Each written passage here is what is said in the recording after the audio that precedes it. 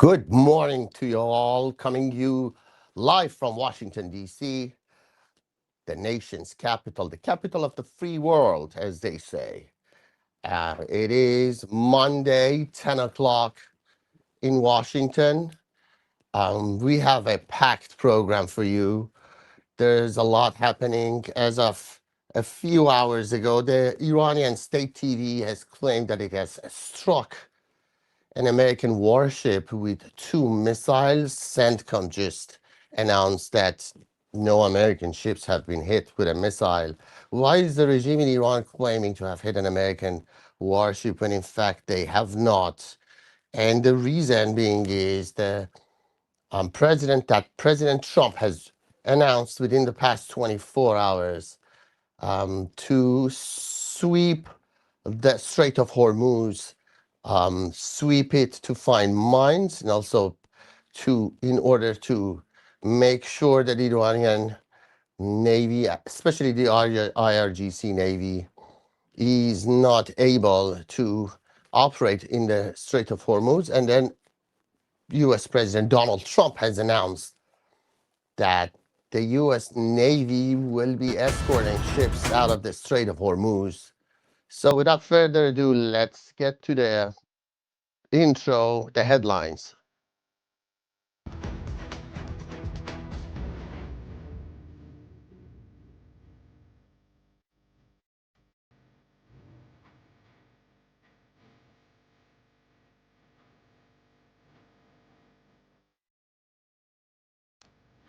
And now the headlines. President Donald Trump's talking to the press, claiming that the regime in Iran has no leader.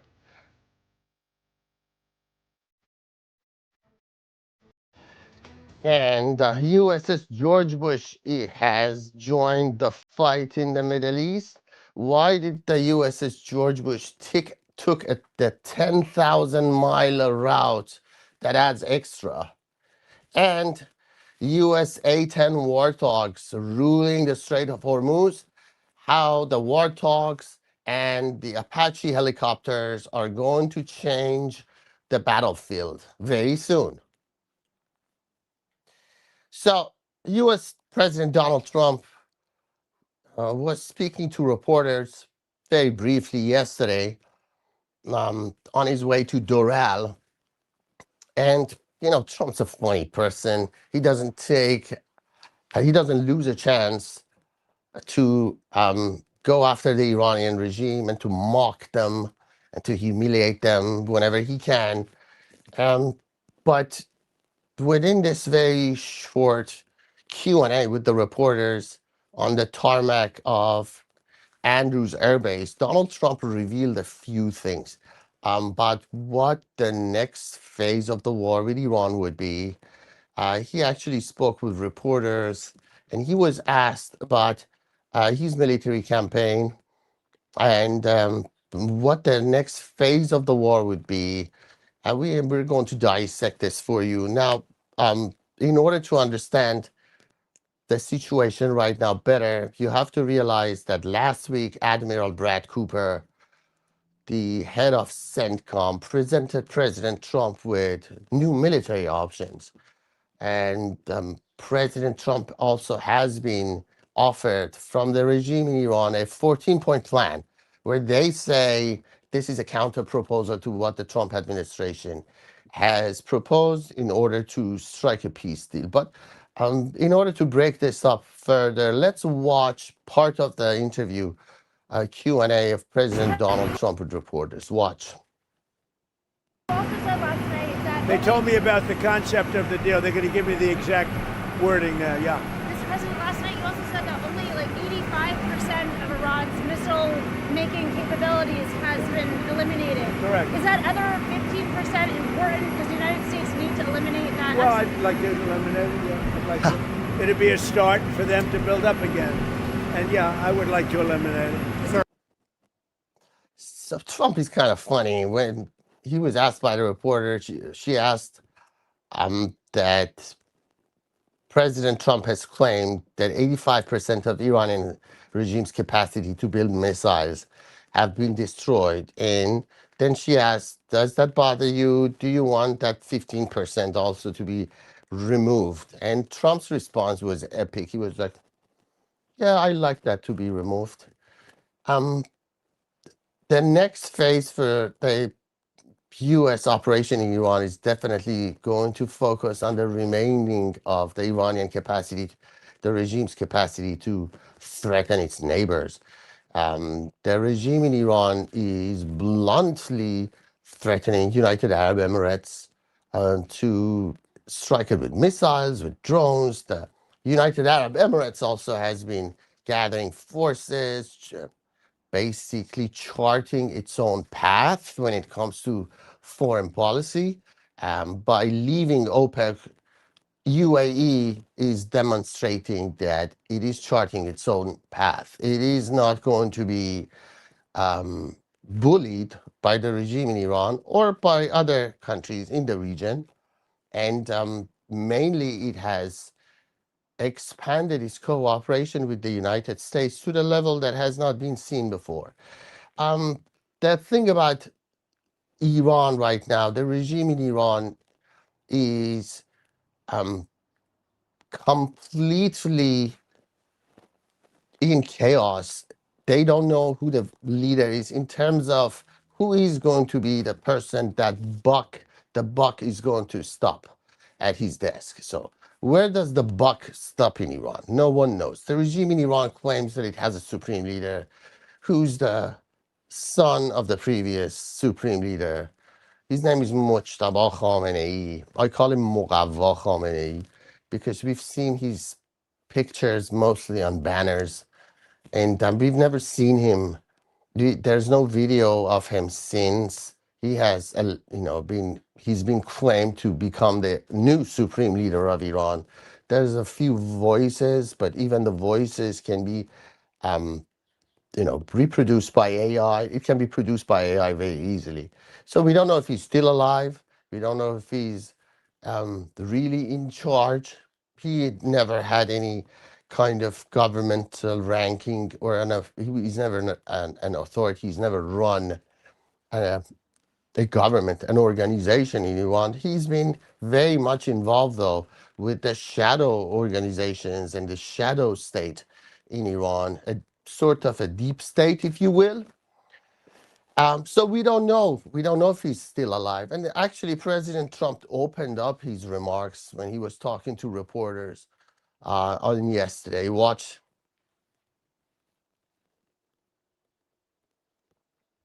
Their leader is, because their leader's gone, and their former leader come in. But we'll see. Any questions real fast? Which? The new 14-point proposal that Iran has proposed? No, I haven't. I'm looking at it up here. You're looking at it? Yeah. I'll let you know about it later. But Mr. President, last night you said we might be better. Again, very funny with Trump. He was asked, did you read Iran's 14-point proposal? And he right straight out of the bat said, no, I haven't. What does that tell you? And what does that tell me? Is that President Donald Trump does not pay much attention to what the regime in Iran is saying. He actually doesn't care what the regime proposal is. He's been given that proposal for almost 48 hours. And usually, if you ask an official after 48 hours of receiving an international proposal, especially when it comes to a kinetic war happening and the possibility of striking a deal or striking another blow, usually you would have that person, if they really care, if they really want a way out of it, an off ramp, as they call it, usually they read that proposal, they pay attention to it, they might even analyze it. But not only Trump is saying that he hasn't read it, he's honestly telling everyone, he's signaling it. I have not read that proposal. I'm going to read it on the plane. And it's not that important for the Trump administration, what the regime in Iran is saying. The regime in Iran is acting as if they have the leverage. And now it's up to the United States, it's up to the Trump administration to show who has the leverage. So Another flag for me here is how President Trump has intensified his humiliation of the regime in Iran, mocking them, joking about what's happening in Iran. And if he was getting serious, if he was getting to a level that there was an expectation for an ensued negotiation, sort of like what happened during his first term with North Korea. If you remember, he started mocking the North Korean leader, called him a missile man. He was mocking them, joking about him. And then once it got serious to a level that he actually sat down with a North Korean leader, he became very serious. There was no more joking, no more mocking, no more poking fun. But he was having fun. President Trump was having fun. He was poking fun at the regime in Iran. We have a clip for you here. Watch. Are you a leader? We're looking for a leader. It's the only country in the world. Nobody wants to be a leader. You know, they say, would anybody like to be president? And there are no takers. But I think we're doing a great job over there. Actually, we have the, they use the Hormuz Strait as a. So in the beginning of his joke, he was actually poking fun. We missed the first part of the joke, but he was saying, we call the Iranians, and we don't know who's picking up. Somebody's picking up, say, hello, this is Mohammed Fulani, Mohammed so-and-so. So who's Mohammed? And he was like making fun of him. But the point is that he's not taking the regime in Iran seriously. That is the point. The point is that Trump administration has come to a point that they think they need to act. And act they will. Today, the head of CENTCOM, Admiral Cooper, got on an Apache helicopter and patrolled the Strait of Hormuz. That is what CENTCOM is saying. And we're going to get to Apache helicopters later and how Apache and A-10 Warthogs are going to change the shape of the battle. But before that, we need to talk about USS George Bush. USS George Bush is the third U.S. Navy strike group that has entered the Indian Ocean. It must be somewhere in the Sea of Oman right now. Here's USS George Bush, which departed Norfolk, Virginia some time ago. Now, with USS George Bush, it's the last of its class. It's one of the modern version of Nimitz class. The last one of them, the United States Navy possesses 10 aircraft carriers in this class, Nimitz class, and there's also the fourth class. There's only one, USS Gerald Ford. Gerald Ford is right now in the Red Sea. But from Norfolk, Virginia, usually that's the port where the United States Navy services its aircraft carriers. Usually they take a route that is normal. It goes through Norfolk, Virginia, then it goes all the way up to the North Atlantic Sea. And from North Atlantic Sea, then it enters the Gibraltar Strait and passes through Gibraltar to get into the Mediterranean Sea. And through Mediterranean Sea, it will sails all the way down to Egypt, goes through the Suez Canal, enters the Red Sea, passes Bab el-Mandab, get into Indian Ocean, and then after that, it would enter the Persian Gulf. That's the normal route, but that is not the route that USS George Bush took on this trip. In fact, CENTCOM added 10,000 miles to this journey that USS George Bush took. And instead of going through the traditional route, it went through Norfolk, Virginia, then it entered the Atlantic Ocean, went to the South Atlantic Ocean, went all the way through Africa, past the Cape of Good Hope, and what it did was that it actually then from then on went to the Indian Ocean, and now it's somewhere in the Sea of Oman, or maybe in the Persian Gulf, who knows. And why did CENTCOM add another 10,000 miles to the journey that USS George Bush was taking? Why did they choose that route? And the answer is the element of surprise. If USS George Bush was supposed to pass through the traditional route, going through Gibraltar to Mediterranean Sea and all of that, it's very close to the shores, especially going through Gibraltar and also Suez Canal, which is in Egypt. That would give a lot of people the capability to take a close look at USS George Bush and what they're carrying, what the strike group is consisted of. How many missiles are they carrying? How many planes are they carrying? What type of planes are they carrying? Instead, Pentagon decided to add 10,000 miles going all the way down Africa and then circumventing this whole traditional route in order to keep the element of surprise. So going through the Cape of Good Hope and then entering the Indian Ocean, as you can see, probably visiting Diego Garcia maybe, and then entering the Indian Ocean. That is the route that gives the US Navy the most secrecy about like keeping the discretion about what are they carrying, what type of planes they're carrying, what type of missiles they're carrying.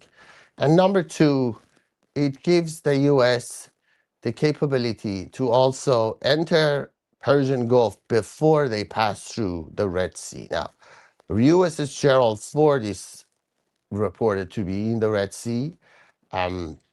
We have USS Abraham Lincoln, which is stationed from the very beginning of this Operation Epic Fury, and now USS George Bush joining USS Abraham Lincoln. Now, why do US need two strike groups in the Sea of Oman? And the answer to that question is human biology. Is that the biggest threat to US Navy is not actually the Iranian regime's drones or the Islamic Republic missiles. The biggest threat to US Navy, or any Navy for that matter, is fatigue. Is the fact that if they get tired, excuse me, second one. Are we waiting for the third one? No, not yet. So, good sign, sneezing. Why does the US Navy need two airstrike groups to operate in the Persian Gulf waters and actually attack Iran? Well, they've been, you have to realize that number one, an aircraft carrier is like a giant floating city on the ocean. It's huge. It is very big. It's 5,000 workers, consisted of Marines, pilots, commanders, people who are engineers running day-to-day operations. And within every 35 to 55 seconds, an aircraft is either being launched from the deck or lands on the deck. Every 35 seconds to 55 seconds, one aircraft is taking off or basically landing. And after 12 hours, what the strategy is for Pentagon is use these airstrike groups to attack Iran on two different shifts. There are two different shifts that they're working on. Each Navy strike group consisted of aircraft carriers and the warships and the like, are operating for only 12 hours a day. So, for instance, Abraham Lincoln can pick up when the night falls, when the sun is rising. USS Abraham Lincoln starts its operation, continues for 12 hours. Aircrafts launching from the deck, landing, they're getting repaired, they're getting serviced, full-on operation. At the same time, USS George Bush will be sleeping. People would be resting on USS George Bush, on the other aircraft carrier. And once USS Abraham Lincoln finishes its 12-hour shift, then everything stops there. People on the ship will get some rest. If they need to repair aircraft carriers or maintain them for maintenance, that's a good time. 12 hours, they have 12-hour time to repair and maintain their aircraft, to repair and maintain their capability to attack Iran, and that will keep the United States ready to attack Iran on a 24/7 cycle. 24/7 cycle. It will operate on 24 hours a day, 7 days a week. USS George Bush will be able to deliver Operation Epic Fury 2, maybe, on the regime in Iran, would be able to substitute USS Abraham Lincoln when need be. And now Gerald Ford, which will be further away, Gerald Ford, which is going to be in the Red Sea, while that Gerald Ford has capabilities that USS George Bush and Abraham Lincoln don't have. And one of the capabilities that Gerald Ford has is the capability to launch a lot of tankers, refueling tankers. The refueling tankers would, give the U.S. Navy the capability, and also the Air Force, to operate from Gerald Ford onto the airspace of Saudi Arabia. They get refueled.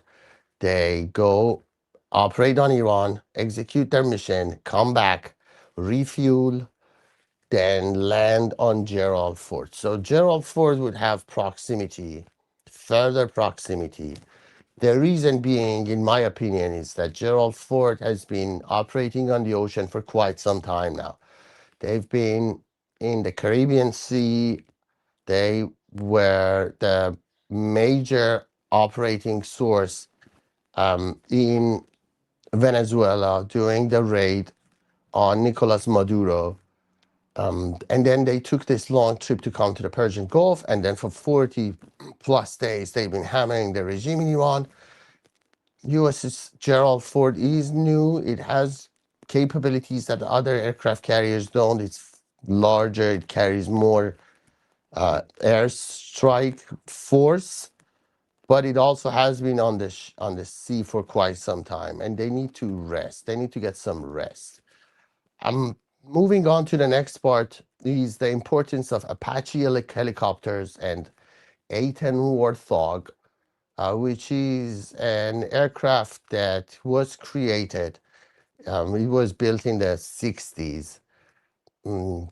Apaches, their legendary strike offensive helicopters that the United States Navy uses in order to conduct amphibious operations. And the amphibious operation meaning it would provide cover for mostly for the troops on the ground. Now, does the United States intend to deploy troops on the ground in Iran?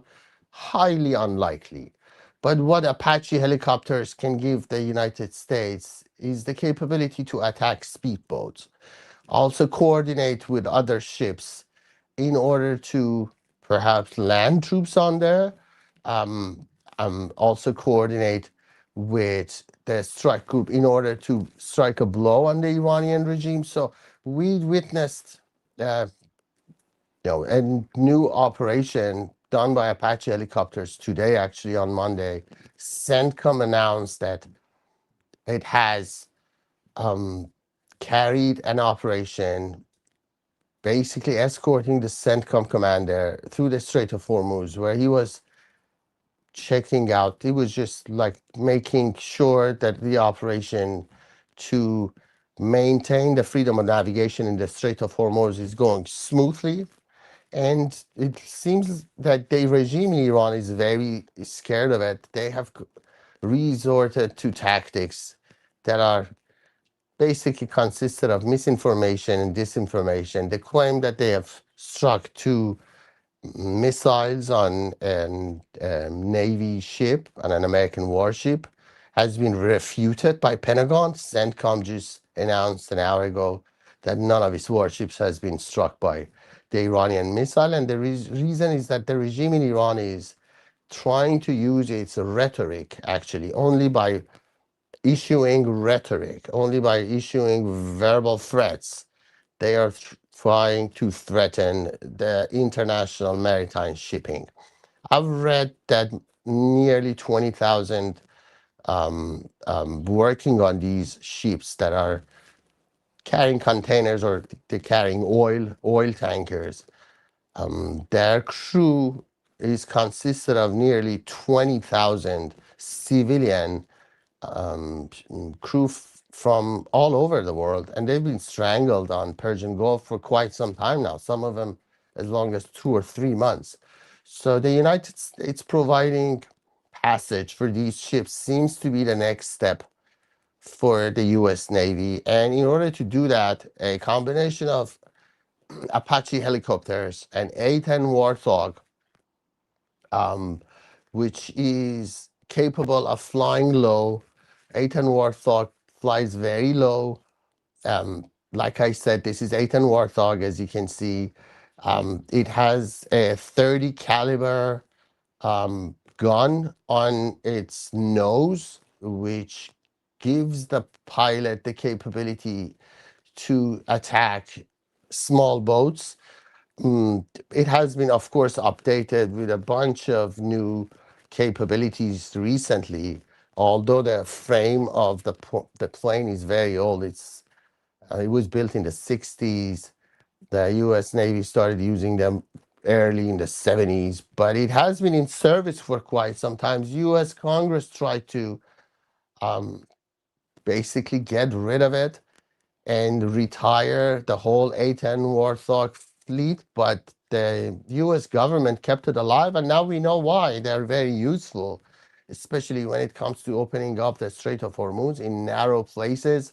They have the capability to strike a major blow on enemy units. We have already seen A-10 Warthog operating in Iran. One of them was shot during an Operation Epic Fury, but it's only one shot in 42 days of operation in Iran. And I think lastly, what we have is the news, certain news about what's happening in Iran as far as money laundering and crypto dollars that the regime in Iran is using. I'm not too sure if we still have the the interview that I made with Senator Elizabeth Warren, in which she explained about the importance of policy making and new legislations on cryptocurrencies, especially the ones that the regime in Iran is using. If we have that bite, please run it now.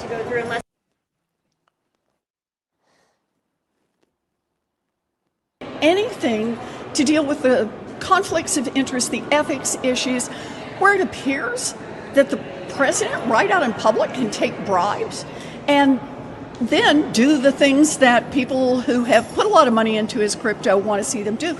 But let me add, I also haven't seen any language that deals with the national security problems, the money laundering problems, the problems about whether or not crypto starts to get entangled with our banks, and if it goes down, threatens to bring down our whole economy. And I still haven't seen anything around the consumer protections, so that when people buy and sell crypto, that there really is some underlying protection for them. Speaking of national security interest and money laundering, the U.S. Treasury has frozen nearly $400 million worth of cryptocurrency belonging to IRGC during the past few days.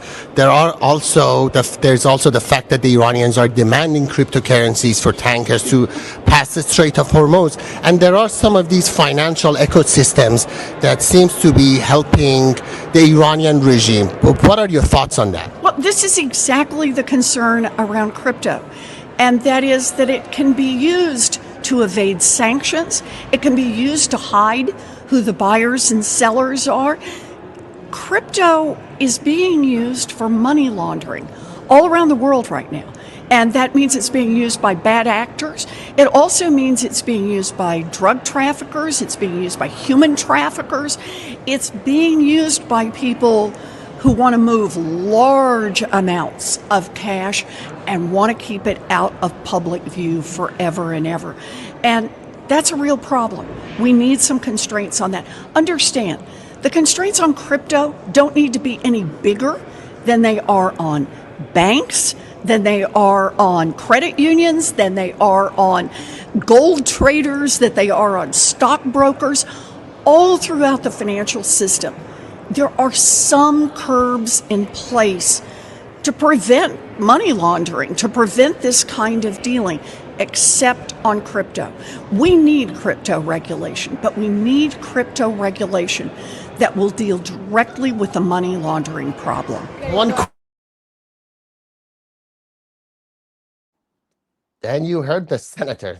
She believes that the regime in Iran is taking advantage of the lack of legislation on cryptocurrency. So I expect the Congress to move in and very soon and aggressively rain down on bunch of different services that are offering cryptocurrency services, especially the one that is being used in in Iran. The regime in Iran is well connected to the platform called Nimitz.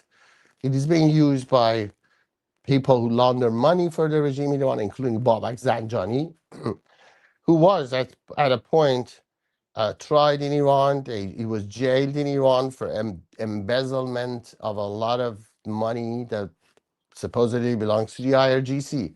But because Babak Zanjani is the map, he's not the key holder. He's actually the map to all of the Iranian money that has spread around the world. They kept him alive. And actually, Wall Street Journal ran a report on him today, explaining how his operation is coming to a grinding halt.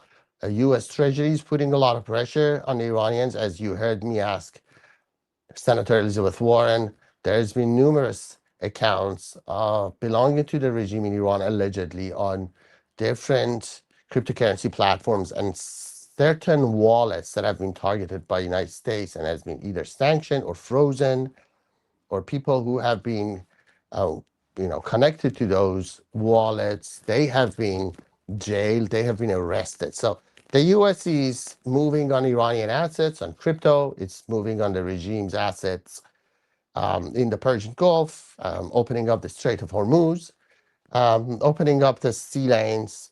It would be the next phase of this war. And I expect this war to get much hotter within the next 24 to 48 hours. Especially, there's also a good chatter in Washington, D.C. that Operation Epic Fury might resume within the next 48 hours. And that is it for us on today's show. Thank you very much for being with us again. We hope you've enjoyed this show. I salute the people who are watching me live. Hopefully, I'm going to see you here tomorrow at the same time with Arash Unfiltered. Please like and subscribe. I hope to see you again tomorrow. Javid Shah, and goodbye.